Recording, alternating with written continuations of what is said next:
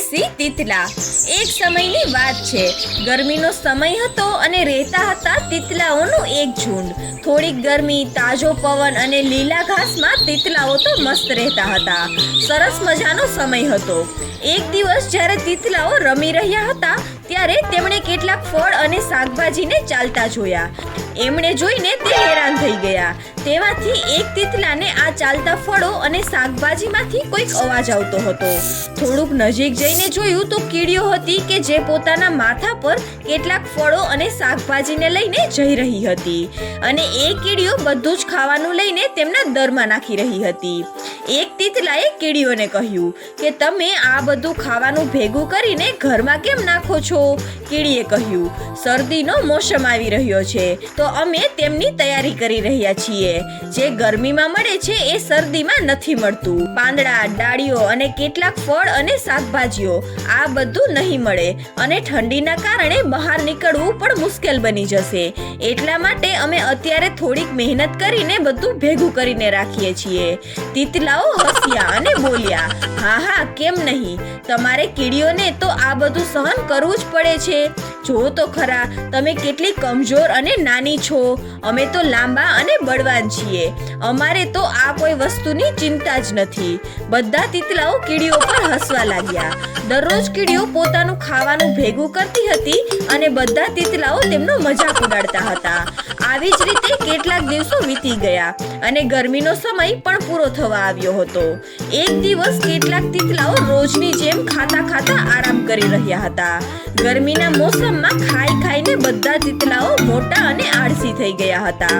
પછી ઠંડીનો સમય પણ પૂરો થઈ ગયો અને મોટા અને આળસી તીતલાઓ પાસે ખાવા માટે કંઈ પણ ન હતું અને ઠંડીથી બચવા રહેવા માટે પણ કોઈ જગ્યા ન હતી। ઠંડીમાં તીતલાઓ બચી શકે તેમ ન હતા। ત્યાં બધા તીતલાઓને યાદ આવ્યું કે કીડીઓએ પોતાના દરમાં બધું ખાવાનું ભેગું કરીને રાખ્યું હતું। બધા તીતલાઓ કીડીઓના દરમાં ઘૂસી ગયા અને ત્યાં જ કબજો કરીને રહેવા લાગ્યા। બધી કીડીઓ પરેશાન થઈ ગઈ અને આમ તેમ ભાગવા લાગી। કીડીઓએ ટુકડીઓ બનાવી અને ઠંડીથી બચવા માટે એમના મિત્રોના ઘરે ચાલી ગઈ। પછી ઠંડીનું મોસમ પૂરું થયું અને ફરીથી ગરમી આવી। કીડીઓ ફરીથી ખાવાનું એકઠું કરવાના કામમાં લાગી ગઈ। બધી કીડીઓએ નક્કી કર્યું કે આ વખતે તે તીતલાઓને પોતાના ઘર પર અને પોતાના એકઠા કરેલા ભોજન પર કબજો નહીં કરવા દે। તીતલાઓને ગુમરાહ કરવા માટે કીડીઓ પાસે હતી એક યોજના।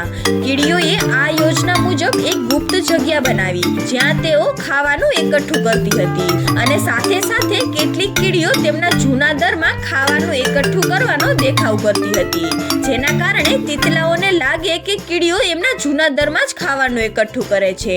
તીતલાઓ આરામથી કીડીઓને જોઈને વિચાર કરી રહ્યા હતા કે ફરીથી તે લોકો ઠંડીમાં કીડીઓના ખાવા પીવા પર કબજો કરી લેશે અને ફરીથી આવ્યું ઠંડીનું મોસમ। તીતલાઓ ફરીથી કીડીઓના દરમાં ઘૂસી ગયા।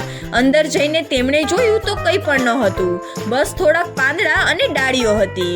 તીતલાઓ પરેશાન થઈ ગયા અને બહાર પણ ઠંડી હવા હતી એટલે બહાર પણ તે જઈ ન શક્યા।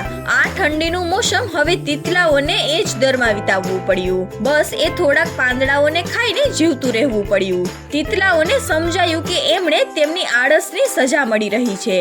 પછી જ્યારે એ ગરમીના મોસમમાં દરમાંથી બહાર આવ્યા ત્યારે તે દુબળા પાતળા અને કમજોર બની ગયા હતા। કેટલાક ફળો અને પાંદડાઓને ખાઈને પોતાનું સ્વાસ્થ્યનું ધ્યાન રાખ્યું। પછી ફરીથી તંદુરસ્ત થયા બાદ તીતલાઓએ ખાવાનું એકઠું કરવાનું કામ શરૂ કર્યું અને ઠંડીનું મોસમ પસાર કરવા માટે તેમણે પાંદડાઓનું ઘર પણ બનાવ્યું। જે આળસી તીતલાઓ એક સમયે લાપરવાહ હતા એ હવે કીડીઓની જેમ મહેનતી અને બળવાન બની ગયા હતા। તો બાળ મિત્રો, આ વાર્તા પરથી શીખવા મળે છે કે આપણે હંમેશા બધા કામ ઈમાનદારી અને સચ્ચાઈ સાથે કરવા જોઈએ।